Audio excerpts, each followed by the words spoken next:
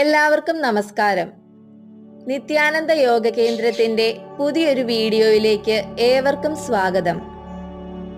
നമ്മൾ കഴിഞ്ഞ കുറച്ച് ക്ലാസ്സുകളിലായി 50 വയസ്സിന് മുകളിലേക്കുള്ള വ്യക്തികൾക്ക് പരിശീലിക്കാവുന്ന സൂക്ഷ്മ വ്യായാമങ്ങളും ലഘു വ്യായാമങ്ങളുമായിരുന്നു പരിശീലിച്ചിരുന്നത്. അവ പരിശീലിച്ചതിന് ശേഷം ഇന്നത്തെ ക്ലാസ്സിലേക്ക് കടക്കാവുന്നതാണ്. നമുക്കിന്ന് ആദ്യമായിട്ട് താടാസനത്തിലേക്ക് കടക്കാം. താടാസനം തന്നെ 2 വിധത്തിലുണ്ട്. അതിൽ ആദ്യത്തേത് പരിശീലിക്കുന്നത് എങ്ങനെയെന്ന് നമുക്കിപ്പോൾ നോക്കാം. ഇത് ചെയ്യുന്നതിനായിട്ട് ഇരു കാലുകളും ചേർത്ത് വെച്ച് നട്ടെല്ല് നിവർന്ന് നിൽക്കുക. കൈകൾ രണ്ടും ശരീരത്തോട് ചേർത്ത് കമഴ്ത്തിയും വെക്കാവുന്നതാണ്. സാവധാനം ശ്വാസം ഉള്ളിലേക്ക് എടുക്കുന്നതോടൊപ്പം ഇരു കൈകളും അതേപോലെ തന്നെ ഇരു കാലുകളുടെയും ഉപ്പുറ്റുകളും പതിയെ ഉയർത്തിക്കൊണ്ടുവരികയും കൈകൾ രണ്ടും തലയ്ക്ക് ഇരുവശങ്ങളിലുമായി ചെവികളോട് ചേർത്ത് വെക്കുകയും ചെയ്യുക. ശ്വാസം പുറത്തേക്ക് വിടുന്നതോടൊപ്പം ഇരു കൈകളും അതേപോലെ തന്നെ ഉപ്പൂറ്റുകളും താഴ്ത്തിക്കൊണ്ട് വരികയും ചെയ്യുക. വളരെ സാവധാനം മാത്രമായിരിക്കണം ശ്വാസം ഉള്ളിലേക്ക് എടുത്തുകൊണ്ട് ഇരു കൈകളും കാലുകളുടെ ഉപ്പൂറ്റുകളും ഉയർത്തിക്കൊണ്ട് വരികയും ശ്വാസം പുറത്തേക്ക് വിടുന്നതോടൊപ്പം താഴ്ത്തിക്കൊണ്ട് വരികയും ചെയ്യേണ്ടത്. ഇതേ രീതിയിൽ 8 10 തവണ ആവർത്തിക്കാവുന്നതാണ്. ഈ രീതിയിലാണ് താടാസനം 1 നമ്മൾ പരിശീലിക്കുന്നത്. ചില വ്യക്തികൾക്ക് താടാസനം ഈ രീതിയിൽ പരിശീലിക്കാൻ ചിലപ്പോൾ ബുദ്ധിമുട്ട് തോന്നിയേക്കാം. അങ്ങനെയുള്ള വ്യക്തികൾക്ക് ഇനി പറയുന്ന രീതിയിൽ ഇത് പരിശീലിച്ചാലും മതിയാകും. ഇരു കാലുകളും ചേർത്ത് വെച്ച് നട്ടെല്ല് നിവർന്ന് നിൽക്കുകയും കൈപ്പത്തികൾ രണ്ടും ശരീരത്തോട് ചേർത്ത് കമഴ്ത്തിയും വെക്കാവുന്നതാണ്.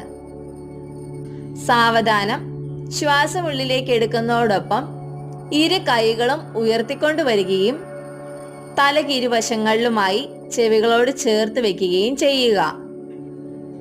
ശ്വാസം പുറത്തേക്ക് വിടുന്നതോടൊപ്പം കൈകളെ പതിയെ താഴ്ത്തിക്കൊണ്ട് വരികയും കാൽത്തുടകളോട് ചേർത്ത് വെക്കുകയും ചെയ്യാവുന്നതാണ്. വീണ്ടും ശ്വാസം ഉള്ളിലേക്ക് എടുക്കുമ്പോൾ ഇരു കൈകളെയും മുകളിലേക്ക് ഉയർത്തിക്കൊണ്ട് വരികയും ശ്വാസം പുറത്തേക്ക് വിടുന്നതോടൊപ്പം പതിയെ താഴ്ത്തിക്കൊണ്ട് വരികയും ചെയ്യുക. നമ്മൾ ആദ്യം പറഞ്ഞ രീതിയിൽ പരിശീലിക്കാൻ ബുദ്ധിമുട്ടുള്ള വ്യക്തികൾ ഈ രീതിയിൽ മാത്രം താടാസനം പരിശീലിച്ചാൽ മതിയാകും. അപ്പോൾ ഈ രീതിയിലും 7 8 തവണ ആവർത്തിക്കാവുന്നതാണ്.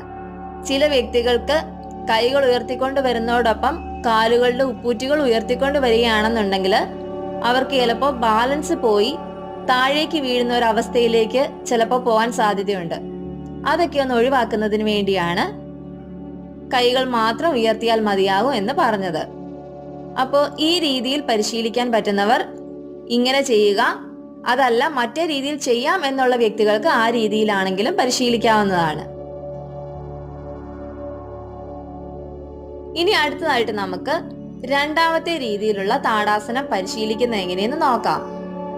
ഇത് ചെയ്യുന്നതിനായിട്ട് നമ്മൾ മുമ്പ് ചെയ്ത അതേ രീതിയിൽ തന്നെ ഇരു കാലുകളും ചേർത്ത് വെച്ച് നട്ടെല്ല് നിവർന്ന് നിൽക്കുക. കൈകൾ രണ്ടും അതത് വശത്തെ കാൽത്തുടകളോട് ചേർത്ത് കമഴ്ത്തിയും വെക്കാവുന്നതാണ്. ഇനി ഇരു കൈകളും ശരീരത്തിന് മുന്നിലേക്ക് കൊണ്ടുവരികയും വിരലുകൾ പരസ്പരം കോർത്തു പിടിക്കുകയും ചെയ്തതിന് ശേഷം സാവധാനം ശ്വാസം ഉള്ളിലേക്ക് എടുക്കുന്നതോടൊപ്പം കോർത്തു പിടിച്ചിരിക്കുന്ന ഇരു കൈകളെയും പതിയെ ഉയർത്തിക്കൊണ്ടുവരികയും തലയ്ക്കിരുവശങ്ങളിലുമായി ചെവികളോട് ചേർത്ത് വെക്കുകയും ചെയ്യുക. ഈ അവസ്ഥയിൽ ഉള്ളംകൈകൾ മുകളിലേക്ക് ഫേസ് ചെയ്തിട്ടായിരിക്കണം വരേണ്ടത്. ശ്വാസം പുറത്തേക്ക് വിടുന്നതോടൊപ്പം കോർത്തു പിടിച്ചിരിക്കുന്ന ഇരു കൈകളും പതിയെ താഴ്ത്തിക്കൊണ്ടുവരികയും ചെയ്യുക. വീണ്ടും ശ്വാസം ഉള്ളിലേക്ക് എടുക്കുമ്പോൾ ഇരു കൈകളും കോർത്ത നിലയിൽ തന്നെ ഉയർത്തിക്കൊണ്ട് വന്ന് തലയ്ക്കിരുവശങ്ങളിലുമായി ചെവികളോട് ചേർത്ത് വെക്കുകയും ശ്വാസം പുറത്തേക്ക് വിടുന്നതോടൊപ്പം പതിയെ താഴ്ത്തിക്കൊണ്ട് വരികയും ചെയ്യാവുന്നതാണ്. ഇതേ രീതിയിൽ ശ്വാസം ഉള്ളിലേക്ക് എടുക്കുമ്പോൾ കോർത്തു പിടിച്ചിരിക്കുന്ന കൈകൾ മുകളിലേക്ക് ഉയർത്തിക്കൊണ്ട് വരികയും ശ്വാസം പുറത്തേക്ക് വിടുന്നതോടൊപ്പം കൈകളെ പതിയെ താഴ്ത്തിക്കൊണ്ട് വരികയും ഇങ്ങനെ 10 12 തവണ പരിശീലിക്കാവുന്നതാണ്. ഈ രീതിയിലാണ് താടാസനം 2 നമ്മൾ പരിശീലിക്കുന്നത്. ഇപ്പോൾ നമ്മൾ വിശദീകരിച്ച 2 ആസനങ്ങളും മിക്ക ആളുകളും രാവിലെ ഉറക്കം എഴുന്നേറ്റ ഉടൻ അറിയാതെ തന്നെ പരിശീലിക്കുന്ന ഒന്നാണ്.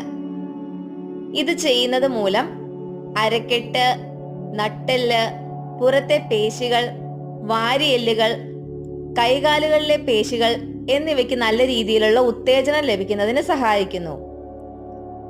അതോടൊപ്പം തന്നെ ശരീരത്തിലെ സകല നാഡീഞരമ്പുകളെയും ഉത്തേജിപ്പിക്കുന്നതിനും ഇത് വളരെയധികം സഹായിക്കുന്നുണ്ട്. ശ്വാസകോശത്തിനും ഹൃദയത്തിനും നല്ല രീതിയിലുള്ള വികാസം ലഭിക്കുന്നതിനും ശരീരത്തിന് നല്ല രീതിയിൽ ഉന്മേഷവും ഊർജ്ജസ്വലതയും കൈവരുന്നതിനും ഈ ആസനങ്ങൾ പരിശീലിക്കുന്നത് മൂലം സാധിക്കുന്നതാണ്. ഇത് മാത്രവുമല്ല, ശരീരത്തിലെ എല്ലാ കോശങ്ങളിലേക്കും ധാരാളം പ്രാണവായുവിനെ ഉൾക്കൊള്ളുന്നതിനും ഇത് ചെയ്യുന്നത് മൂലം സാധിക്കുന്നു.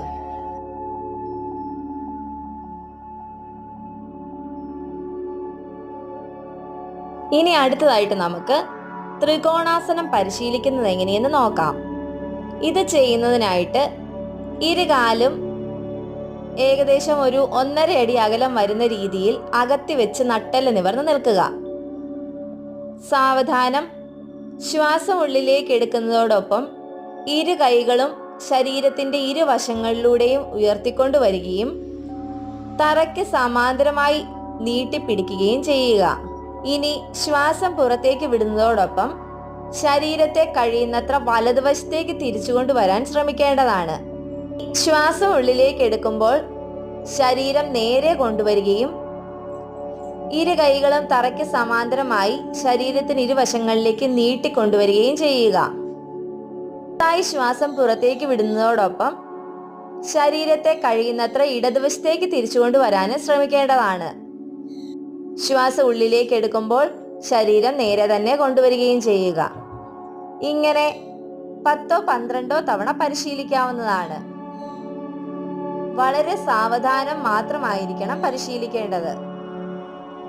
ഇത് പരിശീലിക്കുന്ന സമയം ഇരു കൈകളും നേർരേഖയിലും തറയ്ക്ക് സമാന്തരമായി കമിഴ്ത്തി പിടിക്കുകയും ചെയ്യാൻ പ്രത്യേകം ശ്രദ്ധിക്കുക. അതേപോലെ തന്നെ ഇരു കാലുകളുടെയും പാദങ്ങൾ തറയിൽ നിന്ന് നനക്കാൻ പാടില്ല. ആദ്യം കാൽപാദങ്ങൾ എവിടെയാണോ ഉറപ്പിച്ചു വെച്ചിരിക്കുന്നത് അവിടെ തന്നെ ആയിരിക്കണം ഈ ആസനം പരിശീലിക്കുന്ന അത്ര സമയവും കാൽപാദങ്ങൾ ഉറപ്പിച്ചു വെക്കേണ്ടത്.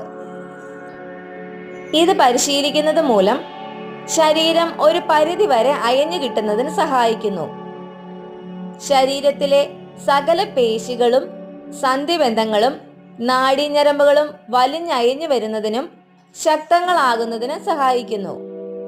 ഇത് മാത്രവുമല്ല, ശരീരത്തിന് ശരിയായ രീതിയിലുള്ള പോഷകരക്തം ലഭിക്കുന്നതിനും ഊർജ്ജസ്വലതയും ഉന്മേഷവും കൈവരുന്നതിനും സഹായിക്കുന്നു. മനസ്സിന്റെ പിരിമുറുക്കം അയഞ്ഞു വരുന്നതിനും വിശപ്പും അതോടൊപ്പം തന്നെ നല്ല രീതിയിലുള്ള ഉറക്കം ലഭിക്കുന്നതിനും ആത്മവിശ്വാസം കൈവരുന്നതിനും ഈ ഒരു ആസനം പരിശീലിക്കുന്നത് മൂലം സാധിക്കുന്നതാണ്. ഇവ പരിശീലിച്ചതിന് ശേഷം ശവാസനം ചെയ്തു മാത്രമേ യോഗ പൂർത്തിയാക്കാവൂ. അപ്പോൾ ഇന്ന് നമ്മൾ പരിശീലിച്ചത് 2 വിധത്തിലുള്ള താടാസനങ്ങളും ത്രികോണാസനവും ശവാസനവുമായിരുന്നു. ഇവ ഓരോന്നും പരിശീലിക്കുന്നത് എങ്ങനെയെന്നും ഓരോന്നും ചെയ്യുന്നത് മൂലം ലഭിക്കുന്ന ഗുണങ്ങൾ എന്തൊക്കെയെന്നും എല്ലാവർക്കും വ്യക്തമായെന്ന് കരുതുന്നു. ഇതിന്റെ ബാക്കിയായി പരിശീലിക്കേണ്ട 3 ആസനങ്ങളുമായി അടുത്ത ദിവസം നമുക്ക് കാണാം. വീഡിയോ ഇഷ്ടപ്പെട്ടിട്ടുണ്ടെങ്കിൽ ലൈക്കും ഷെയറും സബ്സ്ക്രൈബും ചെയ്യാൻ മറക്കരുത്. ലോകാ സമസ്ത സുഖിനോ ഭവന്തു.